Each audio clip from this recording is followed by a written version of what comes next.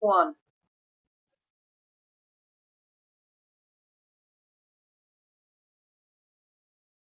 Hi, my name's Simone. Welcome to my assessment, Children with Parents in Conflict. This song coming up is perhaps the voice of reason of children saying, calm down.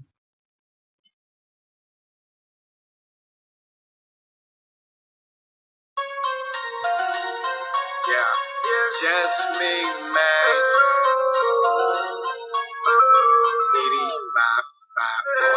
People messing with me on a constant.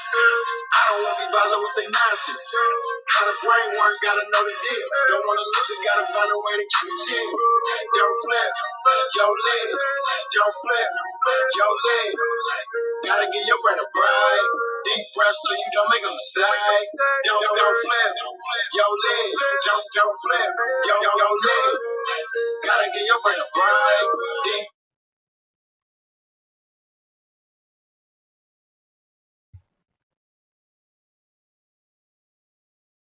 There is consistent evidence that exposure to high levels of parental conflict has negative and long-lasting effects on child development. Lansford, 2009. Social indicators include mental health problems, low self-esteem, trauma, low attendance rates at school, leaving school early, homelessness, low academic competence, taking on the problems as it is their fault, lack of self-regulation, bullied and become a bully, domestic violence.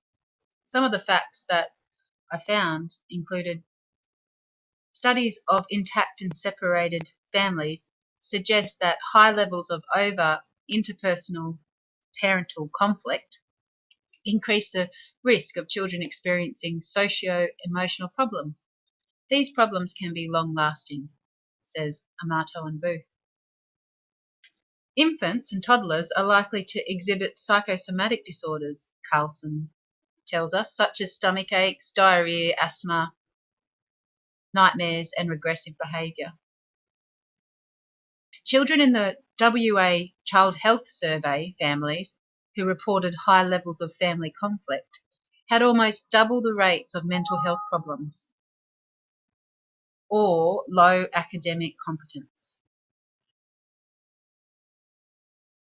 Family conflict is a frequent cause of teenagers leaving home and in some cases leading a life on the streets, as has become apparent from the Burdekin Report, 1989. The pent-up aggression and frustration of previous years often erupts in adolescence and may result in violently aggressive behaviour, particularly in boys, who may begin to role model their father's behaviour, says Strauss, repeating patterns of conflict. The National Domestic Violence Education Campaign by Mugford, 1989, has highlighted the fact that as many as 1 in 3 families will be affected by domestic violence.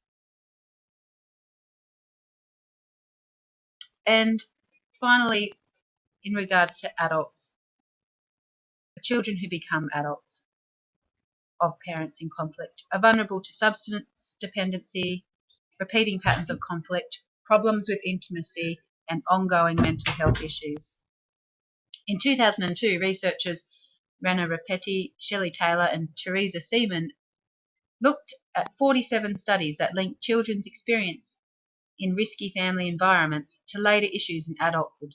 They found that those who grew up in homes with high levels of conflict had more physical health problems, emotional problems, and social problems later in life compared to control groups.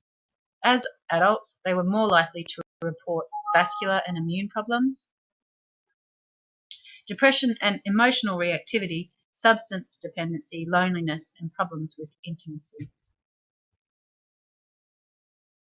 These social indicators show that there is an overrepresentation of children who live with parents in conflict in the areas outlined in the previous slides. Therefore, children are marginalised in society and are disadvantaged in comparison to their peers. Causes of disadvantage and marginalisation are divorced families. Divorce diminishes children's learning capacity and educational attainment. The marketplace,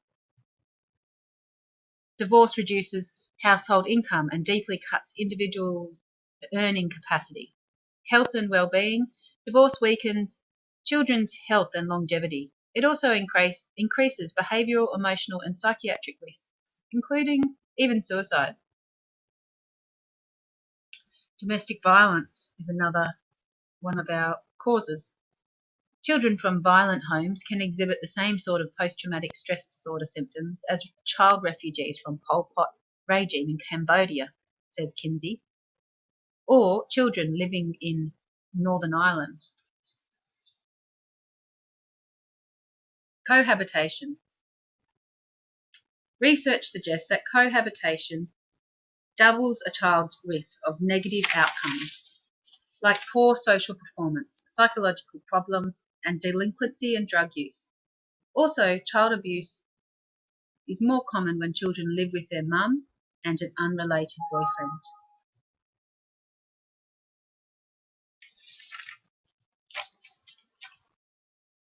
The impact of social institutions with group issues.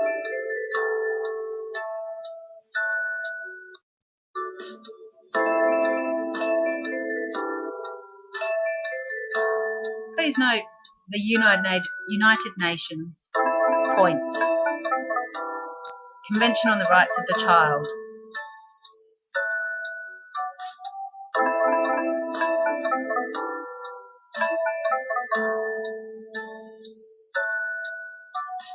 Children should be protected from any activities that could harm their development. Government organisations like Family Support try to help families, but law can get in the way. Services require permission from parents to work with the child. This may be stopped by a violent and controlling parent.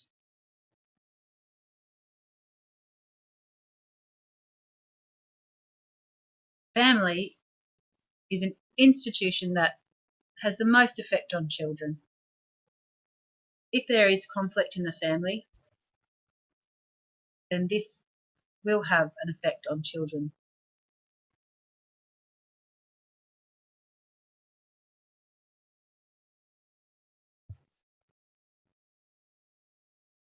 Thank you for listening to my assessment and watching this presentation, and I hope that you've enjoyed it and learnt something new. Thanks again.